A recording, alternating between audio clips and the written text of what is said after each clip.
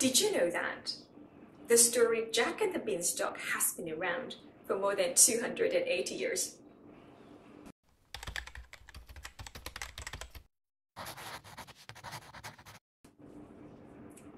Jack and the Beanstalk. Now, as you can see, the book is slightly tattered because it belongs to my 4-year-old niece and nephew, actually.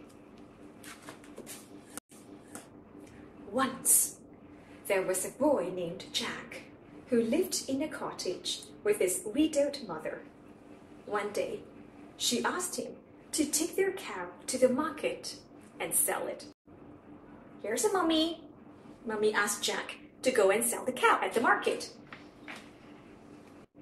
In the evening, Jack returned and said to his mother, "I exchanged our cow for some magic beans." Hearing this, Jack's mother became very angry. She said, "What a stupid boy you are!" Then she grabbed the beans and threw them out of the window. Uh-oh. The next morning, Jack was surprised to see that a huge beanstalk had appeared in the yard. It was so tall that it almost reached the sky. Jack was very excited and curious and began to climb up the beanstalk. He was eager to see what was at the top. The beanstalk was even taller than he had expected. He kept on climbing and climbing, and soon he disappeared into the clouds. At the top of the beanstalk, Jack found a big house. A giant woman came out of the house and saw young Jack. Guessing that Jack might be hungry after his long climb, the kind-hearted woman gave him some bread and milk.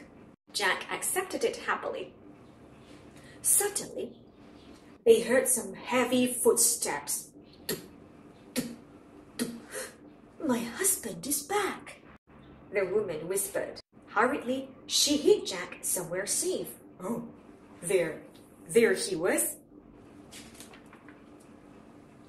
As soon as the giant entered the house, he said in a booming voice, "I can smell a human. Find him so that I can have him for breakfast."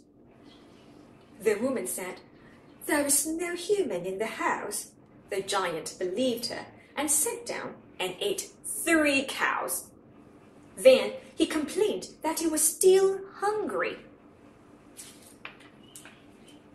After breakfast, the giant emptied a bag of gold coins onto the table. He started counting the coins,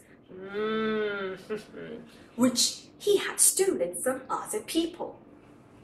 The giant soon grew tired and fell asleep.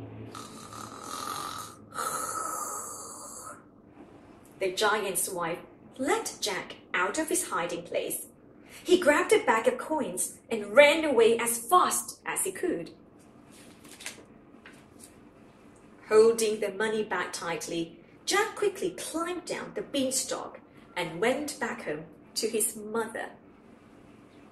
With the coins, Jack bought a horse and cart. So he and his mom lived a good life for quite some time. Their neighbors were very jealous of them.